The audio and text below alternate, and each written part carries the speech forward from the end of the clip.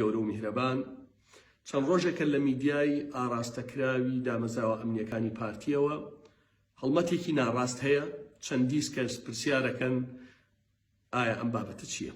دەمەوێت بەم ڕوونکردنەوە بە یەکجاری کۆتایی بەو دەنگ و هەڵمەتانە بێنم کە یانەوێ بەردەوامی پێ بدەن. گوایە ئێمە من و بەشێک لە هاوڕێکانم لە لیستی ئەم یا ئەو داین یان لە چوارچێوەی ئەجێندای کەس و لایەنێکی دیاری کراوە.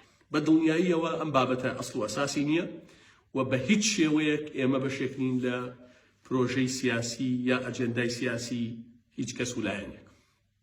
هۆکاری ئەمە چییە؟ ئەمان ئەزانین ئێمە لەگەڵ کۆمەڵێک کەسایەتی لەگەڵ کۆمەڵێک خەڵکی دەمپاک دەستپاک ڕابردووپاک لە چوارچێوەی پرۆژەیەکی سیاسی عەقڵانی جددی پشودرێژ بە سوودوەرگرتن لە هەڵەکانی ڕابردوو خەریکی کارکردنین و پشتیوان بەخوای گەورە لە ئایندێکی نزیکیشا ئەنجامی ئەبێت. ئەیانەوێ لەم پرۆژە بن چونکە ئەزانن ئەم پرۆژە داردەستی هیچ کام لە هێزەکان نابێت ئەچێتە ململانەیەکی حەقیقیەوە لەگەڵیانەوە. ئەمە ئامانجی یەکەمیان. ئامانجی دووەمیان من لەم ماوە بە کۆمەڵێک دۆسیە دیوە ڕاستەقینەکەیانم هەڵداوەتەوە کە چۆن پاش 33 ساڵ حکومڕانی لە بازگەکان خەریکی وەرگرتنی سەرانە ناوبێنەوە بەڵگەم خستووەتە ڕوو.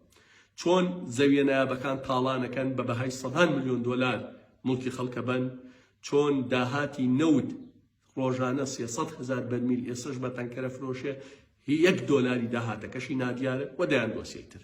ئەیانوێت بەم هەواڵانە لە ئێمەمانان بدەن بە دڵنیاییەوە ئەوەی لە ڕابردووە کردومانە لە ئایندا بە جددیەکرێتەوە ئەیکەینەوە بەڵێنمان بەخوای گەورە داوە بەڵێنیش بە خەڵکی کوردستانە دەین تا ئەو ڕۆژەی ئەمرین دژی زوڵم و نادادی تێکۆشین لە هەر لایەک بێ سەوز بێ یا زەرد بێ.